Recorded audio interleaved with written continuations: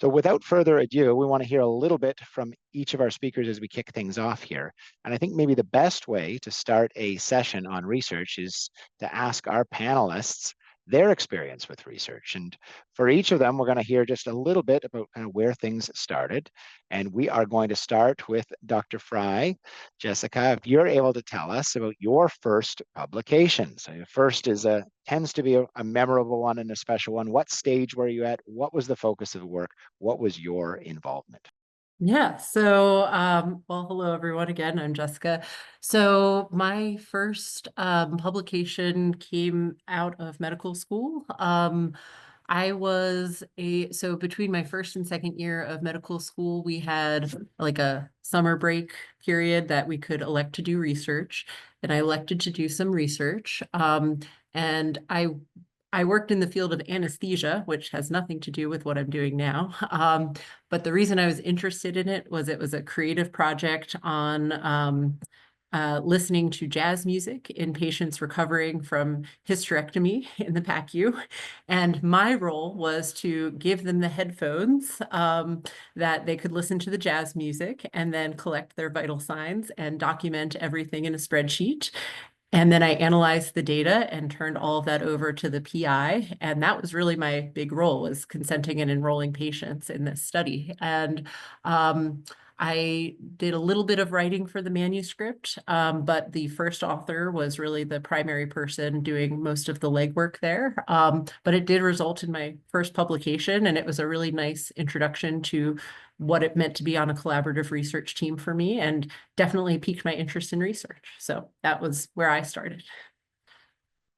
Jazz music in the PACU. I love it. And shows the value and many varied opportunities to participate and really contribute. Dr. Fu, Catherine, can you tell us a little bit about your first foray into research and publication? Yeah, awesome. Thank you for having me. Yeah, so I too was a medical student. I forget which year I was, but either kind of first or second year. My main mentor in neurology was a stroke neurologist. And I had just approached him and I was like, hey, I'm interested in publishing and doing some writing and getting involved in what opportunities might you have available for me. And so he was like, well, actually, I have this case report that I think would be really interesting for someone to write up, but I don't have anyone to help me with it. And so I was like, oh, perfect, great. I'm very excited about this. So we worked together to get me access to sort of the clinical data so I could write up the case report. And that was actually my first publication. And then I worked with him and I was like, do you have anything else in terms of research? And he was like, oh, great, yes. Actually, there's this other project, kind of in contrast to Jessica. This project was already almost finished. The data collection and analysis had been done. It was a chart review project, but he was like, just the writing is not quite there, and we haven't really been able to get it submitted. And so if you're willing to help with that process, I think that would be a great opportunity. So I was like, yes, definitely. So I did a lot of the writing actually for that manuscript, and had sort of shepherded it through the submission process and the reviews process. So actually on the back end of things, and that was my first sort of research publication. And so I think a good sort of view into like the different opportunities for you to get involved at different stages of projects. Yeah, and I'll say I love and admire your initiative there and asking that first question about what you can do, and then kind of a matter of you build that trust, you build that relationship. You're in the right place at the right time, and it sounds like a successful intervention. Harini, first publication. What stage were you at? What was the topic? What advice do you draw from that? I was a little later in the game. It was actually my first year of neurology residency, rotating through Memorial Sloan Kettering, and we had this rare case in a transplant patient of neurological manifestations. And the fellow said, this would be a nice write-up, who wants it? And I just said, sure, I'll do it. And that was my first foray into publishing, and to getting something published. So it is possible to get into residency without publishing then in medical school. Yeah, it is. And I think we're going to come back to that in a few other topics. But thank you to each of you for really providing that providing that introduction. And I think hopefully our listeners are understanding we come at this at various stages, at various times, in various ways. And the key is to get started and to find out a little bit more about that experience, what you enjoy about it, what you don't like about it, what works well, and what doesn't necessarily work well. We're gonna keep going with kind of some group input and discussion here as we let you adjust to the idea of asking a few more questions, but thinking about hot topics right now. So some of this is about the right place and the right time. We've talked about that. It may be about an interesting case, and interesting cases are always relevant to the practice of neurology. But what are some of what you think as panelists the most exciting or emerging areas of research in neurology right now? We can start with Jessica. So for me, I think actually all of us are movement disorder doctors. So I obviously am really invested in movement disorder patients, since that's my primary subspecialty. And I think neuromodulation is a really big area of research right now. So I think that's something that I'm personally very interested in, non-invasive forms, like low intensity focused ultrasound and transcranial magnetic stimulation. But of course, there's lots of active areas of research in deep brain stimulation, which has been around for a long time, since the 1980s. So I think that's some of the topics that I'm personally interested in, that I think are making a big impact in the field right now. Catherine, anything to add, even outside of movement disorders? And we'll Okay, yeah, keep it great. broad. Yeah.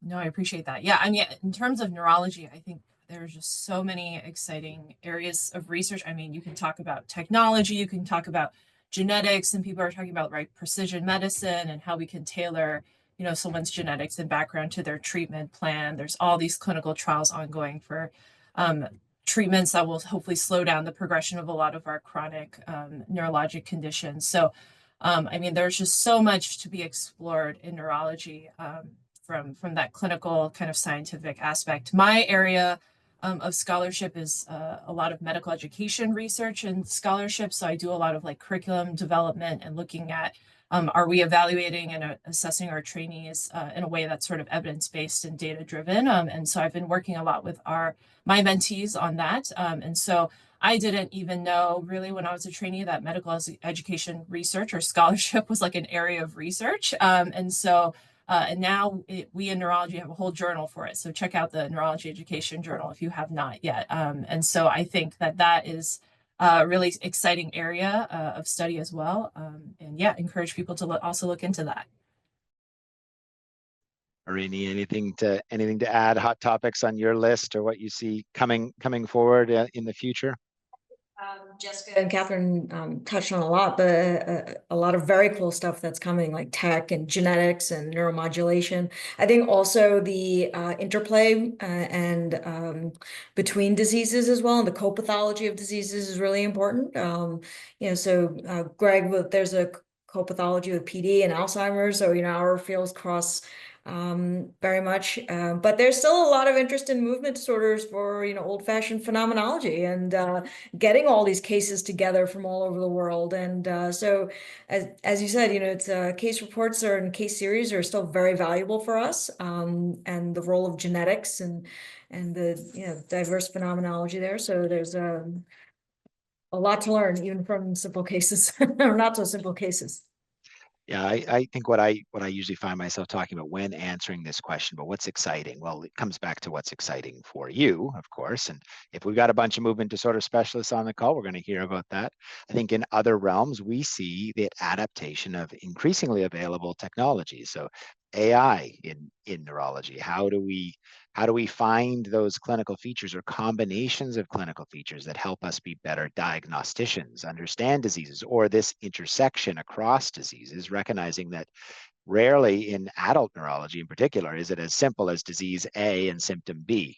It's often, it might be disease A, B, C, and D, and symptoms through the rest of the alphabet that are coming out there, interacting with genetics and environment and all other things. And so I think building that team and anchoring it in things that excite you is great. For me, the trick has always been, and I think it almost feels like cheating, and you guys may have the same experience. we have the privilege of working with patients, and we sit in front of patients who have difficult diseases, and we share the information we have with them, and then they turn around and ask us some of the best, most probing questions ever. And my favorite thing about that is I find myself constantly saying, I don't know. I reassure my patients, it's not because I'm a bad neurologist. There's just that there's a lot more that we don't know. And research is the answer. It's the pathway to answering those questions. So the questions that excite me the most are those that my patients tell me meet their needs. And so you can spend that time with your patients in a clinical care setting.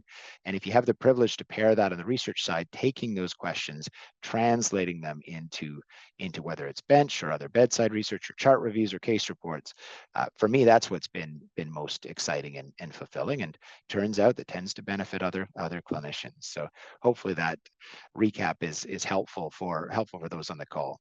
We've got a great question in the chat right now, in the question and answer phase here, and I think it's touching on, maybe Catherine, back to kind of how you started.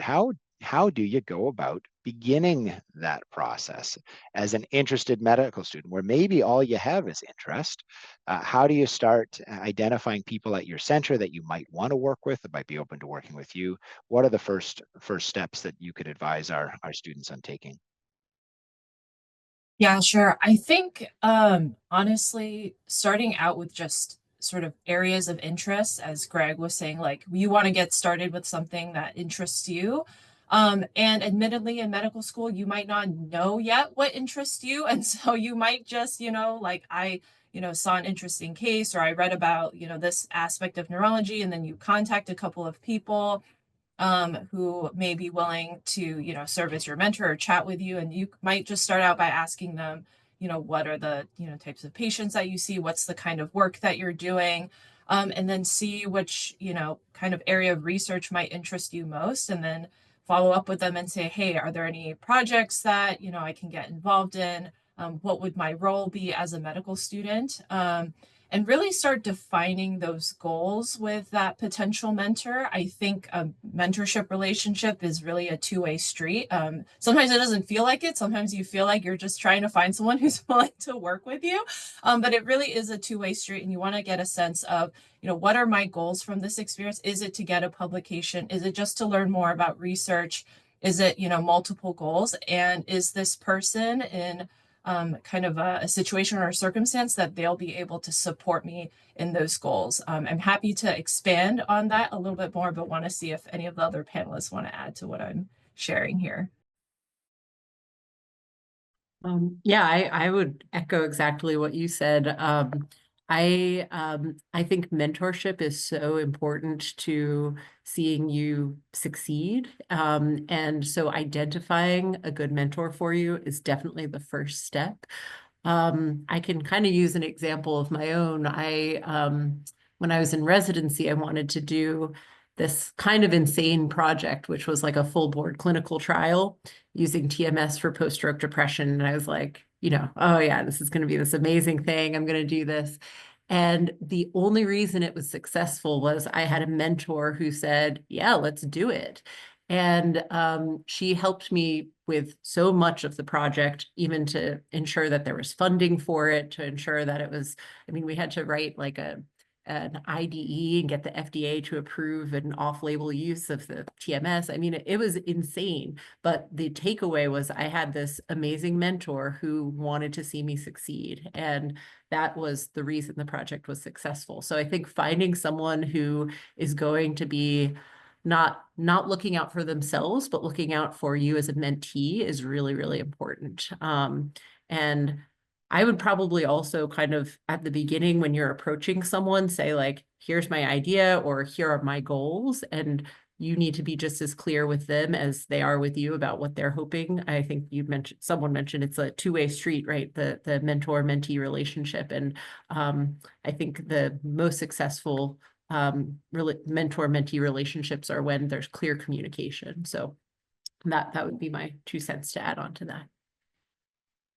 If we expand on this a little bit, can I ask, what do you think, and Harini, if you don't mind answering from your experience, what are the qualities of a good mentor? And we probably all share in common that we've had good mentors. That's, I think, key to developing in research and developing in any aspect of our career.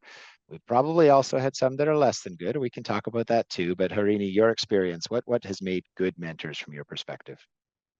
Open line of communication is really, really important, as Jessica and Catherine alluded to. The other thing also is to make sure that you're following up with them as well, right? Because they're probably super busy. And if they're not able to really walk you through every step, if you don't do your part, the project's just going to fall flat. So it is very much a two-way street. So it's really important. And I've had, different mentors along the way throughout my, career so far. And I've had, mentors who've helped me literally write protocols or read protocols. But I think the people who really encourage you and, who, if you say, I'd really like to write this case series or case report or like, do this retrospective study, and they don't, poo-poo the idea, but say, yeah, okay, sure, I'll help you. I'll walk you through it. Those are really, really good mentors. But it's also important to follow up with them as well, because the longer you kind of drag out a project, the less likelihood you are to get to completion. So it's important to stay on track. And I think we've heard it mentioned now from everyone that communication is important. And of course, communication is about asking for things, but it's also about setting expectations. As mentors doing that, and as mentees looking for expectations and sharing what you can reasonably accomplish. There's a temptation, I think we've probably all faced it. We want to say yes when opportunities come our way.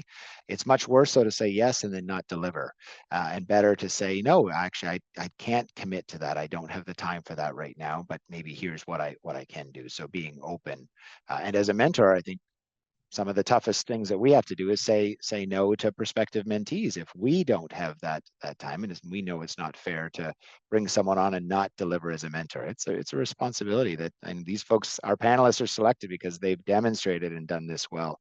Thoughts from the panel on what makes a good mentee? We've got some prospective mentees here. So communication is a two-way street. What are the other qualities that make for a great prospective research mentee? I think sticking to deadlines is really important as well. And that's part and parcel with setting the goals, right? So if there's an abstract that we want to submit, it's important to stick to the timelines that the mentor sets so that you're able to get everything done and not scramble at the last minute. Any other thoughts from the team? I would also say someone who's willing to do the work and is excited and motivated and passionate. I've worked with a lot of students who have never had research experience, and that's okay. But if you're motivated and you show up and you're like, well, teach me, I'll learn this. I think that's a great quality to have. And I've seen lots of students, I've worked with actually a lot of undergraduate students who've gone on to present at international conferences, and that I think it's really because of their enthusiasm for sticking with something brand new to them. So Yeah, that's awesome. And if I could add, I would say come to each meeting prepared with an agenda, because that way you just make the most of your mentor's time and your own time. In between your meetings, you're working on, whatever stage of the project, and you're like, I realize I don't know much about XYZ. And so these are the specific questions I'm going to ask about writing this paper or the data collection or, whatever step of the process it is. And I think, that way your mentor will, be able to just directly answer those questions, because to them, that those questions seem pretty straightforward. And so, that'll, I think, really optimize the time that you have together. And then just to echo Harini's comment on following up, I think that's just so important. And one of my best mentors was just so good about, if I don't respond to you, please don't be afraid to email me again, because I get a lot of emails and I don't think it's annoying or anything. I just need the reminder. And so I think a lot of our mentors probably are in that mind space, but even setting those expectations up front and being like, hey, if I don't hear from you in X number of days, is it okay if I email you again? I bet a lot of people are going to say yes. Excellent advice. We're hitting on a few of the key things here that are required for medical students to do research. Right? I think you've heard it. You need to be motivated. You need to have energy. You need to keep deadlines. You need a mentor. Dr. Fry, are there other things that you would put into that core sort of essentials for our audience members who may be thinking about going down the research pathway, wanting to engage a little bit more? Yeah, I think finding someone that you connect well with and is going to collaborate well with you and perhaps other subspecialties is really important. We kind of touched on sometimes we have bad mentorship experiences, and I think one of the bad mentorship experiences I had was someone who was looking to get publications and looking for someone to do a lot of basically scut work, and not necessarily looking to mentor me in, how can I do this independently? How can I do this in the future? And I think when you're looking for a mentor, you want someone who is not just in it for them, but is in it for your success too. And I think you can tell that based on kind of, you can sit down and have conversations. I think I usually will interview my potential mentees, and I think that's a time as a mentee to interview the mentor and make sure they're a good fit. I definitely, even during medical school, I definitely had some kinds of interviews where I felt like, oh, this isn't a good fit. And just doing research itself is not necessarily going to be the best experience. You want someone who's going to be able to really point out like, okay, this is how you write an IRB. This is how you do a statistical analysis. And you want someone who is going to help you to eventually become independent, because at the end of the day, that's the goal, is to be able to do this on your own independently. And yeah, so I think touched on some of those points already, but I would just echo those again. And such good advice there. We've got some more questions coming in. Thank you for those submitting them. We are going to get to each of them. And kind of as we transition to some of the questions on the board, a question for you, Dr. Sarva, about how do we select a project, and kind of wrapped into that is how do we find both the project, but also of course the idea that drives the project if for medical students that are starting out. I think through your clinical rotations, you'll probably get some of the best ideas for projects. Whether it, again, like, very interesting patient, or, that might spur a systematic review, or just looking at different treatment options for something, whatever really interests you or that you find exciting, I think is probably the best project. Something that that you're going to complete, get either a poster or a publication out of. I know I've had like medical students and residents probably, help me with projects that they weren't entirely interested in, wholeheartedly, and I get it, and it helps them because they get more publications too, and that's totally fine. But you can always tell the difference when someone is really interested in the subject. That's really going to make the biggest difference. And obviously, medical students are very, very busy between shelf exams and clerkships and stuff. So choose something that you're going to take to completion and you can talk about at your residency interviews. I think that's most meaningful than just signing up for 100 things and not completing any of them. Yeah, and I'll add to that. I think the reality of research so often is it's not often baked into the curriculum that you're doing. We've got a lot to learn in medicine, and it turns out that we have a lot more to learn in 2024 than we did in 2000 and 25 years before then too. And so that load keeps getting higher. And medical students, you keep getting more aspirational and inspiring for us by taking on more and more things. So this is excellent advice. Take on something that you are passionate about, because the reality is that a lot of the work for research is done in the margins. And that's, so if it's not something you enjoy, you just added something to your list that you're not going to want to do at the end of the day, or instead of doing something else. And I think that's, for me, has also been the success. Those projects that were easiest for me to complete weren't necessarily the easiest projects. They were the ones that I felt motivated about and got a lot of enjoyment out of, and didn't mind when I was being pushed a little bit more by my mentors to explore a few more angles. We're hearing a lot of great feedback on this, and I think one of the questions I'm going to draw on here, and thank you to whomever asked it, but coming up with research ideas. I've already shared one of my favorite ways is talking to my patients. They tell me where the gaps are in clinical care. Another suggestion, as is on the question board here, is reading research articles. You absolutely want to stay current. So many of us end our discussion sections with what we don't know or what's coming next. So great way to pick up on. Other suggestions. What do our panelists think about other ways to come up with research ideas? I mean, some of the, research ideas that recent projects that I've been involved with have just come through going to meetings, and then listening to more senior people say, this is a good project for you to do, Harini.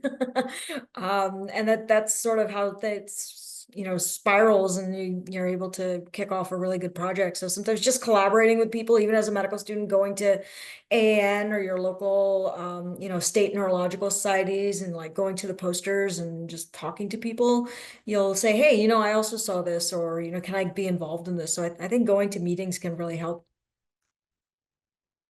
I would say also in terms of collaboration, I think that's really important. This goes back a little bit to mentorship, but when I was a resident, that primary mentor of mine who just kind of, allowed me to do this crazy research project, she really treated me like a peer and not like a trainee. And she really listened to my ideas. And if I suggested something, she really thought of, like, let's do that. And we had a team of medical students and she treated them like peers as well. And so we would have these kinds of discussions about like, oh, how can we improve this part of the project? And everyone at the table was equally represented. It wasn't like, oh, well, you're just a medical student, so we're not going to listen to your idea.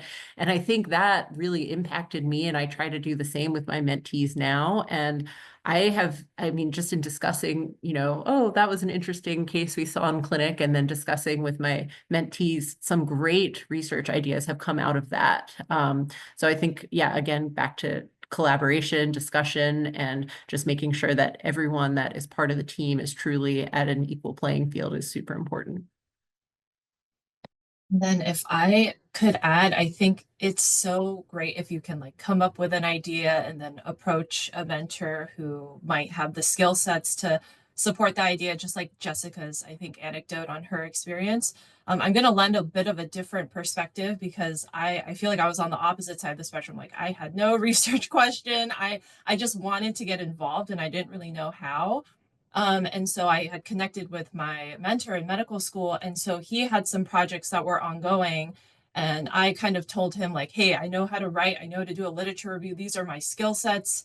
Can I help you do some of your projects with the skill sets that I have, and then grow other skill sets that you think might be helpful for a future research career? And he said, yeah, absolutely. And so he kind of gave me these projects that, needed some work and that I was able to help with. And through those, I learned, oh, this is what a chart review study is all about. This is what, an observational study, consists of, and the strengths and weaknesses of those. And only through that experience and participating in these projects did I actually learn, like, oh, this is what I am not quite interested in. This is what I am interested in. And another example is I did a big quality improvement project in residency, and we got it published. And at the end of that, I was like, okay, and now I definitely know that I am not going to pursue a career in QI research, and very admire those who do. And so I think sometimes it does just take that experience and working through those projects to kind of learn what you do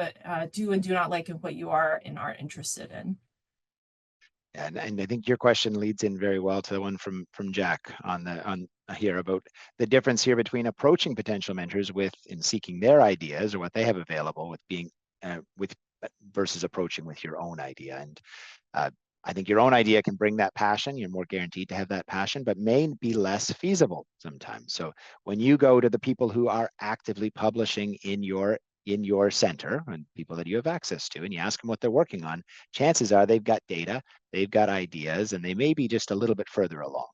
And some of this wraps into feasibility. And so I'm going to transition to a line of questioning here that I think is probably important to everyone on the call. That's, we're talking about time-limited limited time that we want to apply to research because generally we want to gain something from it. Now, you may want to answer the question at hand. That's important. That's where that passion comes from. But you also want publications. You may want to present an abstract. You want something going on the CV that you're going to talk about at your residency interview. So picking feasible projects is important for that. So Dr. Fry, how can we balance selecting those research topics that are innovative and exciting, but also feasible to complete during medical school? Yeah, that's a great question. I think a lot of it has to do with establishing a timeline up front and thinking about the feasibility of the project before actually starting it, which doesn't always happen. But I guess an example I want to just bring up is I do a undergraduate mentorship program where they undergraduate students complete research projects, and I encourage my students to come up with their own ideas and do their own literature review, own IRB, complete their own study. And for some, that is feasible. Now, it usually takes 1 to 2 years, and I'm very upfront with the timeline of like, this is going to be a long-term longitudinal project. And I did have one student who said, I need to talk to you. I'm feeling overwhelmed. I don't feel like I can handle this. This is a lot. And it is a lot. It's a lot. So we came up with kind of an alternative solution where she was able to help out with a completely different study, but still be heavily involved. She ended up doing like all of the consenting and enrolling of all of the patients. But we cut out the like IRB and the literature review and things like that. And that was much more feasible for her. It was an accelerated timeline. And so both students that were in this track were able to be successful, but just had a different kind of pathway to get to that success. And so I think it's important to be very upfront as the mentee with whoever is mentoring you and saying like, hey, this is the time I have to give to it. This is what my class schedule is like. This is, these are my goals. Yes, I do want to get an abstract out of it. And do I think I can do it within this 1 year time frame, within this 2 year time frame? What's that going to look like? So just being very upfront from the get-go, I think is one of the best pieces of advice I have. And thoughts from our panelists here on this question of when it comes to maintaining feasibility, what's the difference between bench work and bedside work here? So the types of research projects that we choose. Any thoughts on that and how that can influence feasibility? I mean, I'll share that I think one of the challenges that can become evident, there's certain advantages with animal and cell cultures and cell models. You get to control all the things that they do. They're there when you want them there, and they don't misbehave, miss appointments, or other things like that. So it can be great for collecting data, but often those are projects that require longer term experiments. You definitely need a bigger team. And so probably some great opportunities to plug in to a bigger team. And we heard some of those examples as we recapped our first exposures, joining a team that was already in progress and maybe working on one of the aims or one of the sub aims, and can be possible with the bench. At the bedside, I think, of course, just as many challenges, particularly if you're proposing a longitudinal study with prospective follow-up. By definition, you're building time into that equation, and lots of uncertainty comes through human subject studies. So when in addressing that question, I think one of the more important things is to wait. What do I need out of this at each stage? What is the group that I'm doing it, and what are the skills that we're going to walk away with? And I don't know if anyone has anything to add to that kind of recap. Greg, I absolutely agree. I think when you are entering into a project, you want to have a good discussion with your mentor about the role that you're going to play, kind of to Jessica's story. Like, are you going to be doing, every step of the process, the IRB, the literature review, the data collection, and are you going to be the only person doing this? Because that's going to affect the timeline of that project, which is thereby going to affect the feasibility. And then what skill sets are necessary for the project? So in my very limited knowledge of bench research, right, there's a lot of different techniques in wet lab research that you need to learn in order to even be able to conduct the studies. How long is it going to take for you to learn those skills? Do you have the time to commit to that with ongoing coursework and rotations? And how is that feasible? Which is why sometimes students will pivot more to sort of chart review that they can do kind of on their own time, sort of, asynchronously, looking for a project that might be a little bit more flexible in terms of those time requirements. And so, whereas other people have, dedicated, months maybe as part of their curriculum where they can do more in-depth research, then that might be more compatible with some of these like bench research type studies. So really thinking about your role, the skill sets, those things are going to play into that feasibility. Yeah, thank you for that. We're going to do a fun exercise here called red flag, green flag. So pretend that you are now medical students again. We're going back in time, and you've got a project in mind, or at least an area of research, or at least someone you want to work with. what are the red flags and green flags that you're looking for, or trying to avoid in the case of red flags, things you're looking for in that prospective lab team that you're approaching. Maybe it's just a website search. You're looking at faculty in the department, or maybe you're sitting down for that interview with a possible mentor. Harini, thoughts on the pros and cons, the green flags and red flags in those situations? So red flag is if the potential mentor is not making eye contact or trying to dual task while you're pitching an idea or asking for helping out on a project. I think, a green flag is if, the person says, I like this. Can you flesh it out for me and send me like a one-page abstract, and let's kind of take it from there.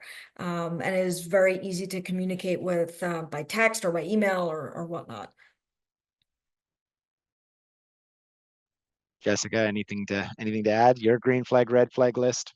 I would say red flags, toxic environment, especially if there's a team of people already working with this PI or mentor, if you can talk to them and what their experience has been like. I think hearing if it's toxic is helpful to determining that you don't want to work with that mentor. Similarly, a green flag would be if there's really good camaraderie and good collaborative feel. I think that we are our best scientists when we can be creative with the people that are excited and passionate about similar topics. So it's good to feed off of each other's energy.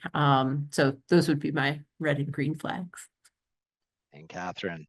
Yeah, I'm gonna go back to communication again because I think it's so important, but I'm gonna give specific examples. A red flag for me was when I emailed the mentor, we met, we chatted, and I followed up emailed, I didn't hear back, followed up emailed again, didn't hear back. I was like, if I can't get a hold of them, I'm a little bit worried about this future together with a research collaboration. And so that responsiveness, as busy as I am now, I try really hard to be, responsive still and to be accessible and to at least respond, every, within emails about 48 hours. And again, like encourage my mentees to follow up on emails. And in terms of green flags, I think it's the same thing, right? So setting those clear expectations, clearly communicating the goals and like encouraging, yes, like, oh, this conference is coming up, let's submit an abstract. Like they know what the deadlines are. They will advocate for you around those. They will think of you for opportunities. I think that's a huge green flag in a mentor.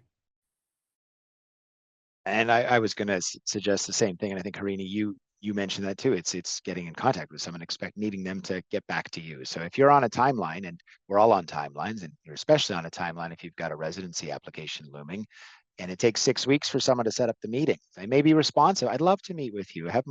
Contact my secretary. Okay, I'll get you in 6 weeks. That might not be the right person for you at that right moment, and it probably doesn't reflect any lack of interest in the mentor. It's the demands of the season. We may have a grant application going in, or several other projects, or maybe vacation or something else that we're looking forward to too. So keep that in mind.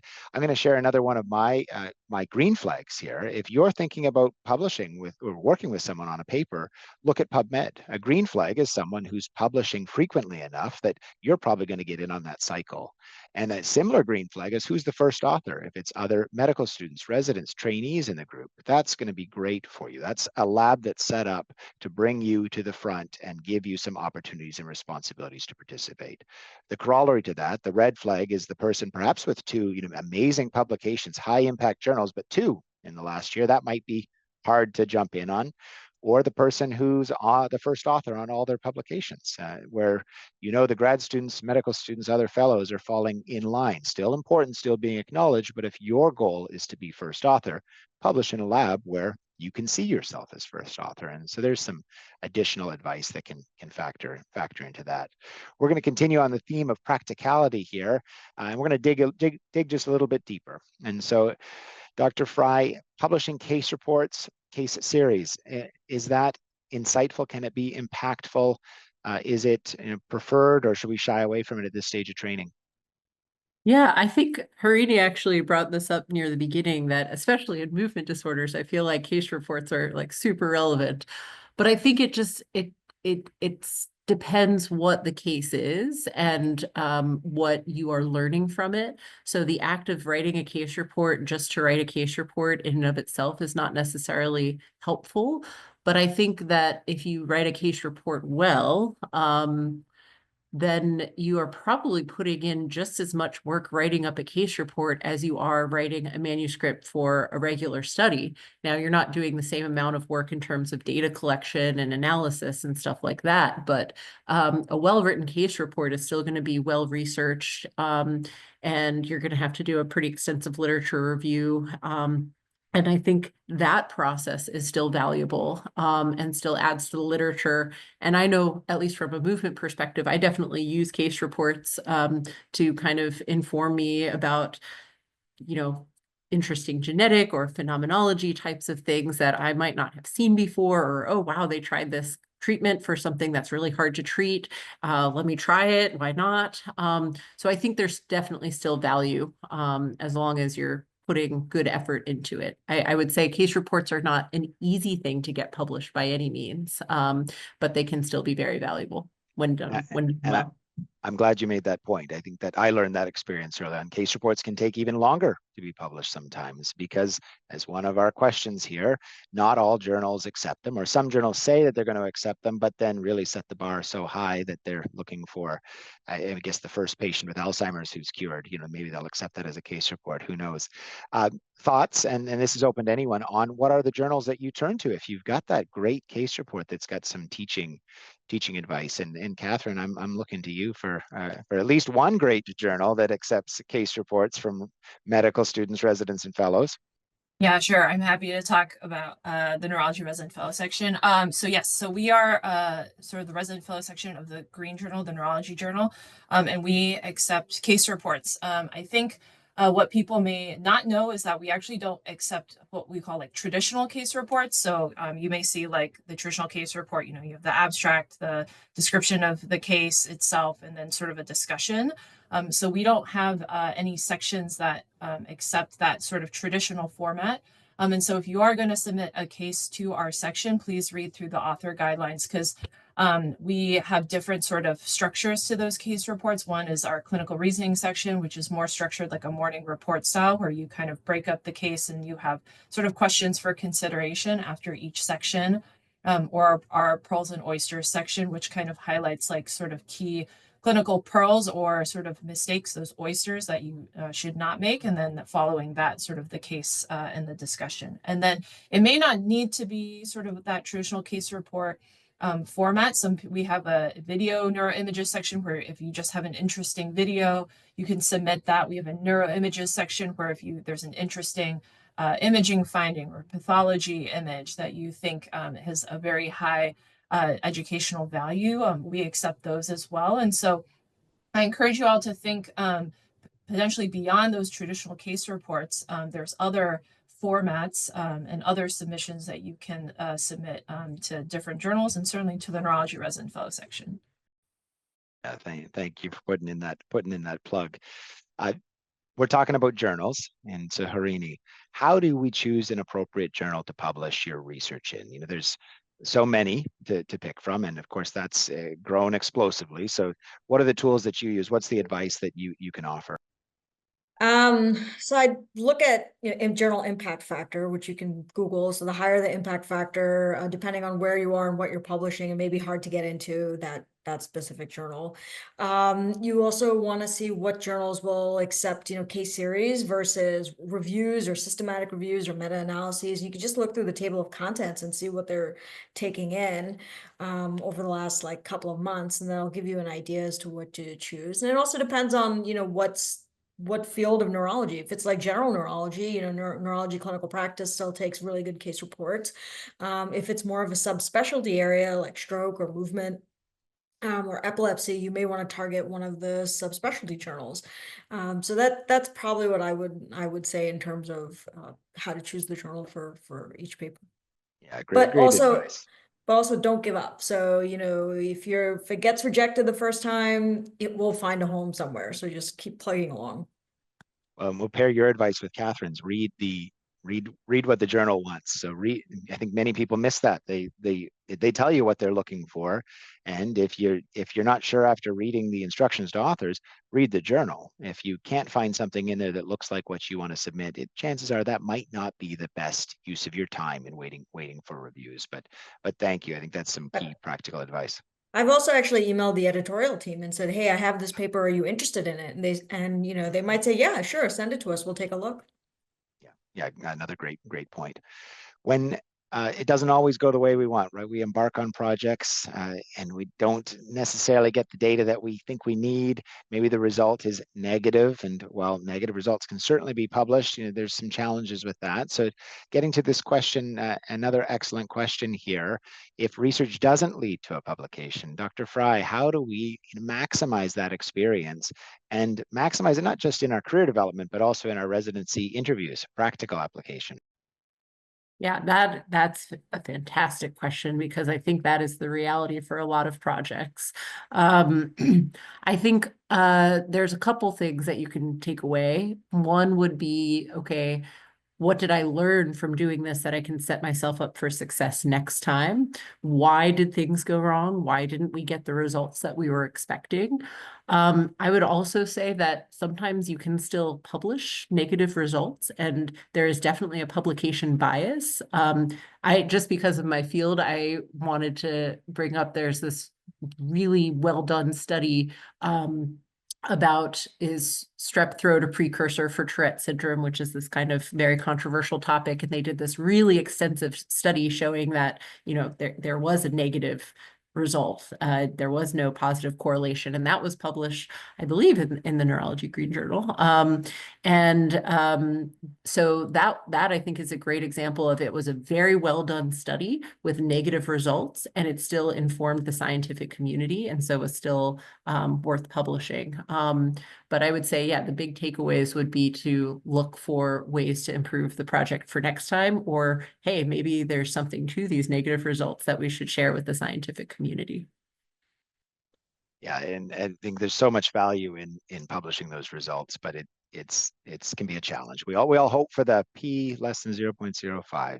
That's another. No, we can talk all day about p values. There's more to it than that. We're running down on time. This is such a great discussion with great questions.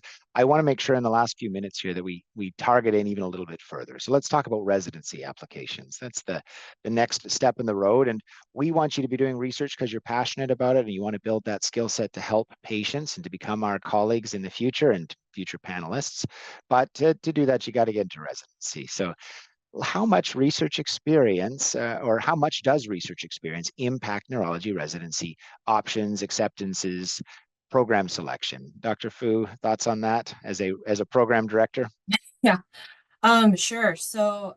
So we, I think most programs now have moved to what we call like a holistic review. So we really look at your application as a whole, right? Personal statement and your letters of recommendation and the whole breadth of activities you may be involved in, as opposed to just looking at grades or test scores, or, just your research. And so even taking a step back, is research your interest, or are you interested in advocacy or medical education or other things? I think if you demonstrate an area of interest and commitment, and you've demonstrated that through leadership or extensive involvement in that area, that will come through in your application, and we will pick up on that. Now, let's say you have picked research as that area of focus. I will say a common question, we get is like, how many publications do I need? And I don't think there is a specific number. I think what we look for are those demonstrations of that longitudinal commitment. And so, if you are first author on a project, that likely means that you have done significant work in the process of the study design or data collection, analysis, or the writing that has merited that first author spot. And so, certainly being first author on a publication or an abstract, does stand out, I would say, on the application. If you are in a very prolific lab, but, you have been working on a team of other medical students and someone else got that first author spot, I think if you are somewhere in the middle, that's okay, that's not bad. But then I would say in the application itself, there are many areas for you to highlight exactly what you did in the project, as well as what you learned from that project. And I think if you highlight those things, that's going to be very important, because that'll show me not only did you play a significant role in this project, but these are the lessons and the insights that you gained. And it sort of demonstrates that ability to reflect and that sort of maturity that you've gained through doing this project. And so I would say those are the things that I will look for. Some of the other factors that come into play are time. And so like if you've done a PhD or if you've taken multiple gap years to do research, I'm going to take that into account as I look at your productivity. And so, you know, one first author publication for someone who didn't take any extra time to do research and was busy doing courses and clinical rotations versus one first author publication for someone who did a 4-year PhD. You know, we want to weigh that. But other things to weigh, as Harini had mentioned, are the impact factor of the journal. Some journals are much harder to get into. And so those are all the things that we're thinking about as we look at that research experience that you've done.